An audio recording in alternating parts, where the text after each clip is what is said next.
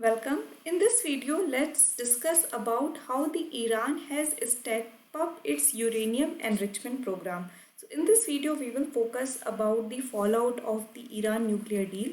So if you must have heard about it that Iran and US and other five nations has come up with the Iran nuclear deal, or what technically has called as the Joint Commission on Plan of Action, JCPOA. This has fallen out because US has decided to move out of it under the Trump administration, and after that it has been noticed that Iran has also trying to increase its uranium enrichment program. So in this video we will discuss about what exactly is uranium enrichment. Then we will discuss about the various nitty-gritties issues involved with the present scenario. So let's start.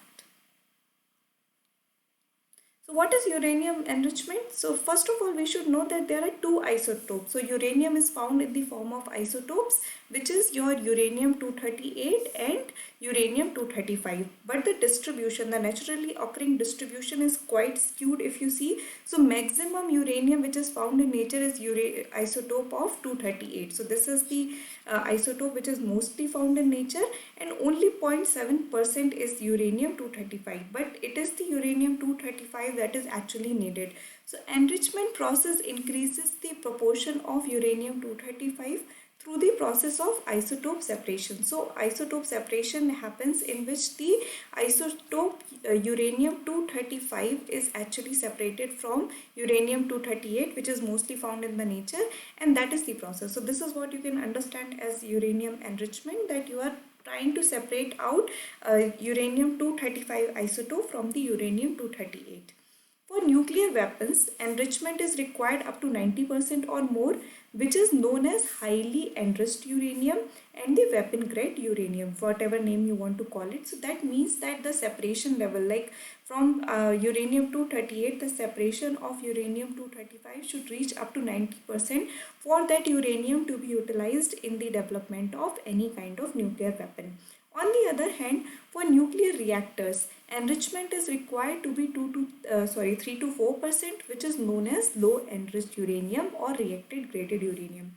Which means if you want to use the uranium for the nuclear fission process in order to produce the electricity, for an example. So for producing nuclear energy for electricity, in that case you do not need to enrich the uranium to an extent where it is required for the nuclear weapon. And that is how it is actually the various agency, various auditing actually helps to segregate. Like if any country is trying to enrich uranium beyond a certain threshold which is required for the reactor, you can see there is a lot of gap. Like for weapon grade you have to go like around 90%, while for utilizing it for civil purposes you would need around in the range of 3 to 4%. So that is how the actually various auditing agency check whether the uranium enrichment program is being utilized for developing weapon or it is being utilized for these civil purposes. So these are the few things. This is how the meaning of uranium enrichment is in the all context of how the nuclear weapon and nuclear energy for civil purposes is segregated. Now let's move forward and see what is this Iran nuclear deal. So in 2015, Iran with P5 plus 1 group of the world power. So Iran plus P5 plus 1.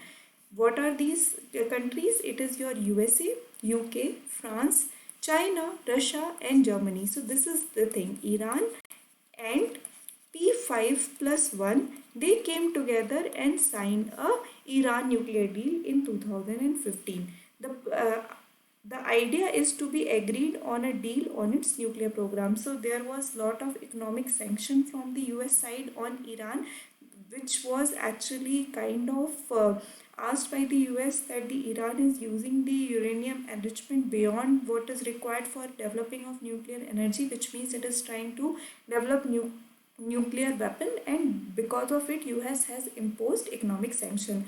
But that has kind of crippled the economy in Iran, and after lot of deliberation, actually in 2015 it was by various efforts from various country, the finally Iran nuclear deal was signed.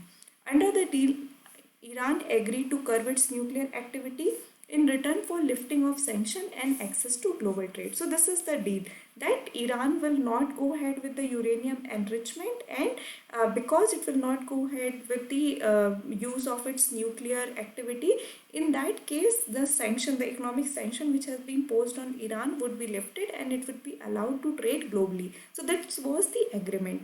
But in May 2018, USA abandoned the deal, criticizing it as flawed, and reinstated and tightened its sanction. So this is what happened. Like in 2018, US decided to actually walk out of this deal, saying that it is not what you can say flawless and it has flaws, and Iran is still carrying out its enrichment program, and hence it's again tightened the what you can call as the economic sanction. So this is the background, this is how it played out in the 2015 nuclear deal, which US, once it dropped out, Iran again started to increase its nuclear activity. Now what kind of issues are involved over here? So this is like, this issues is important for India's perspective also, because India is a country which is always want to diversify its oil imports. So the oil basket, as it call it will want to diversify it in order to places strategically. Iran is a country from where India would want to get oil. Having more sanction imposed on Iran make it difficult for India also to deal with it. What are the other issues involved over here? Let's just discuss about it. So enrichment could shorten Iran's time that it would take to develop a nuclear bomb. So this is a direct involvement, that once the deal is now out of the question, it could actually go ahead and create a nuclear bomb. Israel has criticized Iran's enrichment decision. So if you know, Israel is again a very small but very powerful power in the what is called as your Middle East. So in that regard, Iran and Israel going into war or locking hands is not good for the stability of the region. Iran's decision to begin enriching to 20% purity a decade ago nearly triggered an Israeli strike targeting its nuclear facility, tension that only abated with 2015 deal. So what happened almost a decade before, like in 2010, Iran tried to increase its uranium enrichment to 20% purity, and that time Israel nearly strike its nuclear facility, and all these things were actually kind of pacified by the nuclear deal. Previously, the International Atomic Energy Agency expressed serious concern over Iran's blocking of inspection of two suspect locations of uranium enrichment for more than 4 months. So this is the agency, International Atomic Energy Agency was the one which is supposed to like regulate and audit the facilities whether the enrichment program is going on or not, and Iran is blocking it. So it's more along the line, as of now we can say that this thing is really going on. Iran has actually upped its uranium enrichment program.